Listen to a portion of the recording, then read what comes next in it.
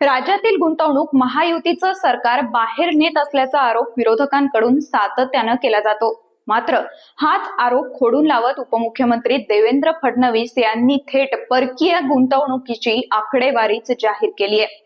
त्यांनी ट्विट करत याबाबत माहिती दिली असून विरोधकांना जोरदार टोलाही लगावला आहे। महाराष्ट्र परकीय गुंतवणुकीच्या बाबतीत पहिल्या क्रमांकावर आला आहे असं त्यांनी म्हटलंय। तसंच त्यांनी ट्विटमध्ये गुजरातचा देखील उल्लेख केलाय, कारण विरोधकांकडून कायमच प्रकल्प आणि गुंतवणूक गुजरातला नेला जात असल्याचा आरोप केला जातो। उपमुख्यमंत्री फडणवीस नेमकं काय म्हणालेत आणि महाराष्ट्राची परकीय गुंतवणुकीची आकडेवारी काय सांगते आपण पाहूयात। नमस्कार, मी समीक्षा बेंडेदरगड आणि आपण पाहताय बखर लाईव्ह।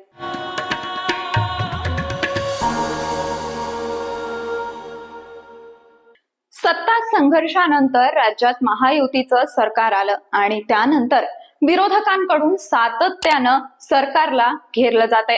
कधी परकीय गुंतवणूक राज्याच्या बाहेर नेण्यावरून तर प्रकल्प आणि रोजगार राज्याबाहेर जाण्यावरून विरोधकांकडून सातत्यानं सरकारवर हल्ला चढवला जातोय, तर दुसरीकडे सत्ताधारी देखील महाराष्ट्रातील गुंतवणूक वाढली आहे आणि राज्यात अनेक प्रकल्प येणार असल्याचा दावा करताना दिसतायत। आता उपमुख्यमंत्री देवेंद्र फडणवीस यांनी महाराष्ट्र परकीय गुंतवणुकीबाबत पहिल्या क्रमांकावर आल्याचं म्हटलंय। विशेष म्हणजे सलग दुसऱ्या वर्षी महायुतीचं सरकार आल्यापासून महाराष्ट्र दुसऱ्या क्रमांकावर राहिलाय। फडणवीसांनी ट्विटमध्ये म्हटलं आहे की बोलायला नाही, कर्तृत्व दाखवायला हिम्मत लागते। थेट परकीय गुंतवणुकीत महाराष्ट्र सलग दुसऱ्या वर्षी क्रमांक 1 वर आलाय।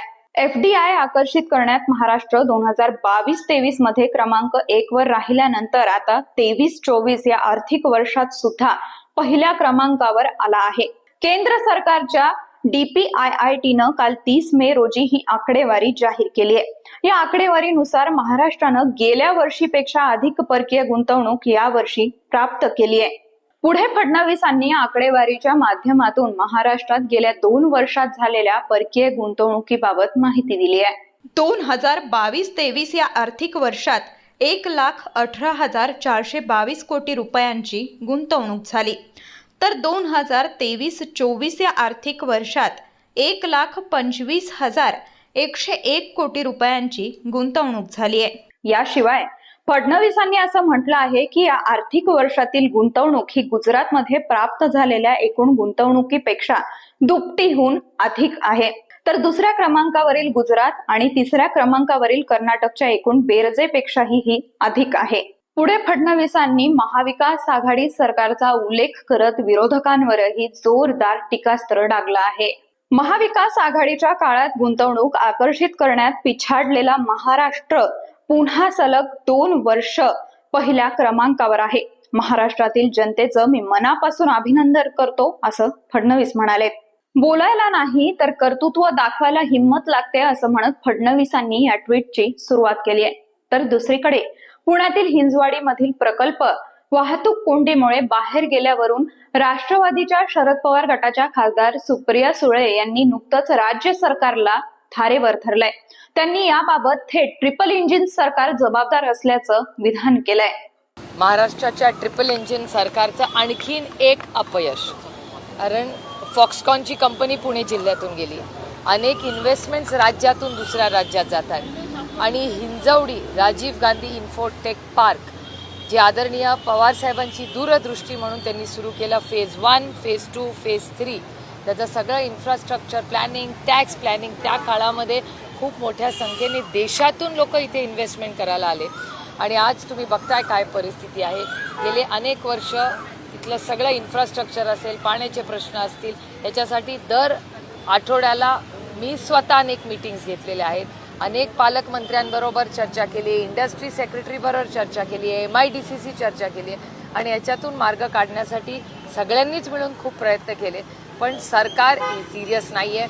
ते सातत्याने फक्त घरफोडा, आईस म्हणजे इन्कम टॅक्स, CBI, ED याच्यात इतकी व्यस्त आहे की बेरोजगारी, भ्रष्टाचार आणि महाराष्ट्रामध्ये काय चाललं आहे तुम्ही सगळेच पाहतायत। आणि आपल्या पुण्यामध्ये तर ड्रग माफिया आणि होणारी खून, मी म्हणेन त्यांना, हे सगळं जे चाललेलं आहे हे पूर्णपणे महाराष्ट्र सरकारचं अपयश आहे कारण का त्यांना घरं फोडा आणि पक्ष फोडा आणि 50 खोके एकदम ओके, याच्या बाहेर काही राहिलेलंच नाही आहे. दुर्दैव आहे, एवढा मोठा दुष्काळ आणि पाण्याची परिस्थिती गंभीर महाराष्ट्रात आहे. आणि मी डिसेंबरपासून माझ्या सगळ्या आपण ट्विटरचे थ्रेड्स कांद्याचा विषय असेल, दुष्काळाचा विषय असेल, महागाई, बेरोजगारी आणि भ्रष्टाचार याच्याबद्दल मी सातत्याने बोलत आलेले आहे आणि हे ट्रिपल इंजिनच्या सरकारने काहीही केलेलं नाही. याशिवाय ठाकरे गटाचे युवा सेना प्रमुख आदित्य ठाकरे हे देखील सातत्यानं राज्य सरकारवर प्रकल्प बाहेर जाण्यावरून आरोप करत असल्याचं पाहायला मिळतं. एका बाजूला जसं मी सांगत आहे की शेतकरी त्रस्त आहे, हैराण आहे, तसं दुसऱ्या बाजूला एक सुद्धा उद्योग आपल्या राज्यात गेल्या 6 महिन्यात आला नाहीये. वेदांता फॉक्सकॉन म्हणजे सतत ओरडत आहे सगळीकडे की वेदांता फॉक्सकॉन गेलाच कसा तिथे. मला आठवतं मागच्या डिसेंबर जानेवारी म्हणजे 21 जानेवारीपासून मी देसाई साहेब, मुख्यमंत्री महोदय जेव्हा उद्धव साहेब होते, आम्ही तिघं पाठपुरावा करून पाठलाग करून ह्या वेदांता फॉक्सकॉनच्या कंपनीला आपल्या महाराष्ट्रात आणणार होतो. 100% आपल्या महाराष्ट्रात येणार होतं म्हणजे होणारच. पण सरकार बदललं. सरकार बदलल्यानंतर जी 2.25 लाख कोटीची गुंतवणूक होती, 2.25 लाख कोटीची गुंतवणूक, 1 लाख लोकांना रोजगार देणारी ही जी फॅक्टरी येणार होती, त्याचसोबत 160 अजून वेगळ्या वेगळ्या कंपन्या येणार होत्या. तुम्ही विचार करा, इथेच साधारणपणे 1.5 लाख लोकांना नोकऱ्या मिळाल्या असत्या. पण मुख्यमंत्री महोदयांना अंदाजच नव्हता की किती कोटीची गुंतवणूक आहे, काय. त्यांना वाटलं हा कॉन्ट्रॅक्टर आहे वेदांता फॉक्सकॉनवाला. त्यांनी हाऊसमन सांगितलं तो वेदांतावाला येणार आहे, जसं काही रस्त्याचा कॉन्ट्रॅक्टर येणार आहे की टोलचा कॉन्ट्रॅक्टर येणार आहे. मग सांगितलं 4 लाख कोटीची गुंतवणूक येणार आहे, 2.25 लाख कोटीचं 4 लाख करून टाकलं. ठीक आहे, चला तेही झालं. हे सगळं झाल्यानंतर स्वतःचे फोटो छापले, होर्डिंग छापले, सगळं केलं आणि ऐन वेळेला वेदांता फॉक्सकॉन सप्टेंबरमध्ये ट्विटरवरनं सांगितलं की गेले ते गुजरातला. मग तुम्ही मला सांगा की जो 100% प्रोजेक्ट महाराष्ट्रात येणार होता, एवढा मोठा रोजगार उपलब्ध करून देणार होता, तो गुजरातला गेलाच कसा आणि कशासाठी, कोणामुळे गेला हा गुजरातला? म्हणजे तुम्ही महाराष्ट्राचे मुख्यमंत्री आहात की गुजरातचे मुख्यमंत्री आहात? आज तुम्ही जनतेला उत्तर देणं गरजेचं आहे. मात्र फडणवीसांनी मांडलेली ही परकीय गुंतवणुकीची आकडेवारी पाहता विरोधकांकडून सातत्यानं होत असलेल्या या आरोपांबाबत नक्कीच प्रश्नचिन्ह निर्माण होतो. हा व्हिडिओ तुम्हाला आवडला असेल तर लाईक, शेअर जरूर करा. तुमच्या प्रतिक्रिया कमेंट बॉक्स मधून जरूर कळवा आणि आमच्या चॅनलला सबस्क्राईब करा.